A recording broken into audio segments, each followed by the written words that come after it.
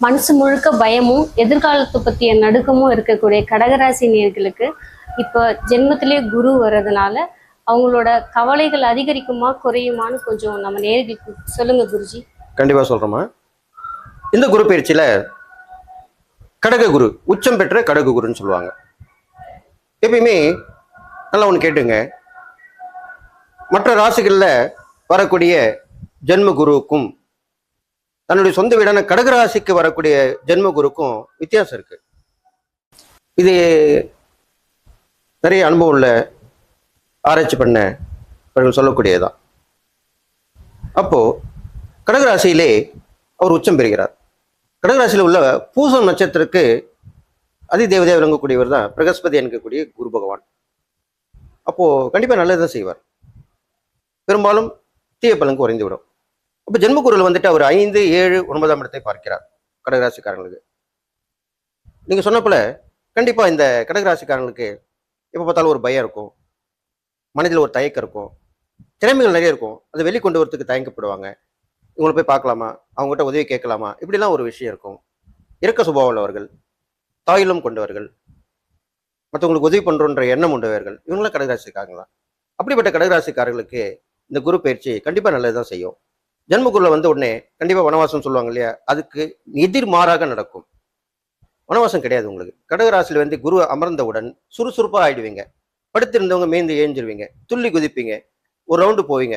நம்ம அதை செய்யலாமா, இது செய்யலாமா, நம்ம திறமையில வெளிப்படுத்தலாமா, நம்மகிட்ட என்னென்ன திறமை இருக்கோ எல்லாத்தையும் வெளிப்படுத்துவீங்க. கண்டிப்பாக வெளிப்படுத்துவீர்கள். இது நிதர்சனமான உண்மை. எழுதி வச்சுங்க. அதன் பிறகு உங்களை தேடி வருவார்கள் எல்லோரும். இந்த கடக குரு பயிற்சி ஆன உடனே இதனால் வரைக்கும் நீங்கள் போய் பார்த்த விஷயம் போய் உங்களை தேடி வருவர்கள் அதிகமா இருப்பாங்க. உங்ககிட்ட வந்து உதவி கேட்பாங்க. நீங்க உங்ககிட்ட இவ்வளவு விஷயம் இருக்கான்னு நினைப்பாங்க, ஆச்சரியப்படுவாங்க. இது மாதிரிலாம் நடக்கப்படுவாங்க. அதிகாரம் மிக்க உங்களை தேடி வருவார்கள். அது இல்லாமல் பிரபலமான மனிதர்கள் உங்களை தேடி வருவார்கள். இதெல்லாமே நடக்கும். அடுத்ததாக உங்களுடைய 5ஆம் வீட்டை பார்ப்பதால் நினைத்தது நடக்கும். இது எவ்வளவு பெரிய விஷயம்.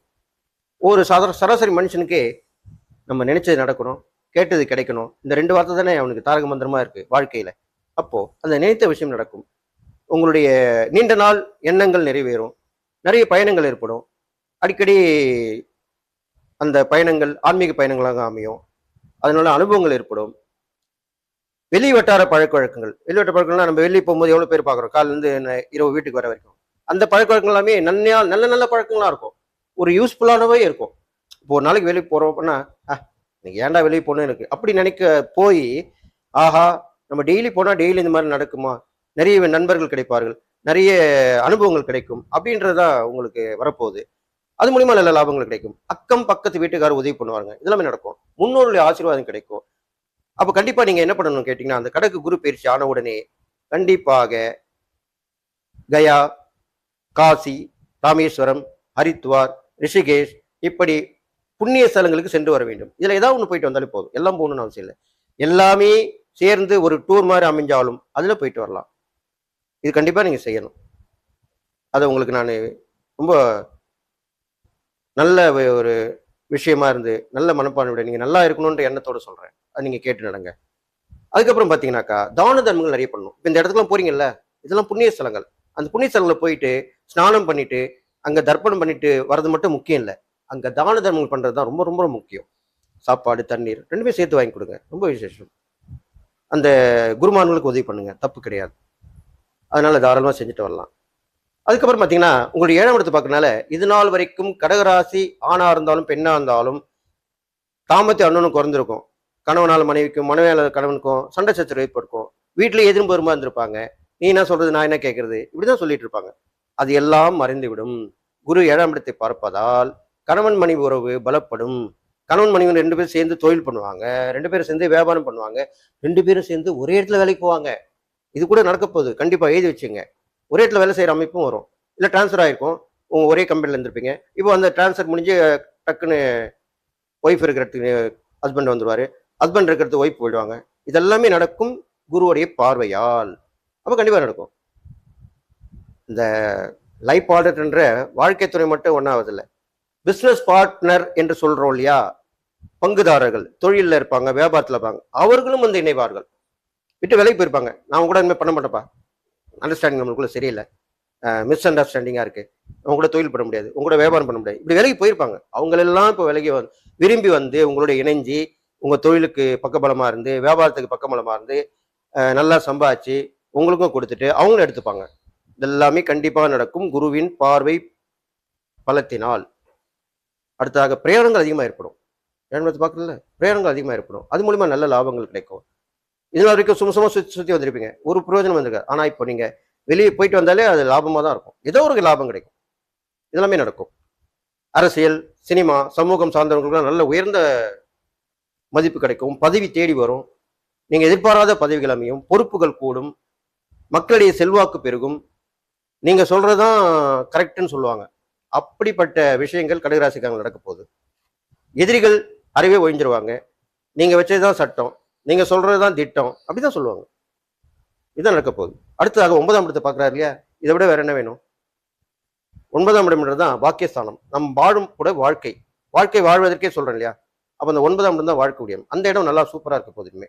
உங்களுக்கு வாழும் வாழ்க்கைக்கு தேவையான துணிமணிகள் வாங்கி நல்லா அணிஞ்சிப்பீங்க, ஆடை ஆபரணங்கள் வாங்கி அணிஞ்சிப்பீங்க, நல்ல இடங்களுக்கு போயிட்டு வருவீங்க, நிறைய கோயில் குளம் போயிட்டு வருவீங்க, பார்க்காத இடத்த பார்ப்பீங்க, நிறைய சுற்றுப்பயணங்கள் செய்வீங்க, சந்தோஷமான மனநிலையை கொண்டு வருவீங்க, குடும்ப சமேதமாக வெளியே அடிக்கடி போயிட்டு வருவீங்க. இதெல்லாமே நடக்கும்.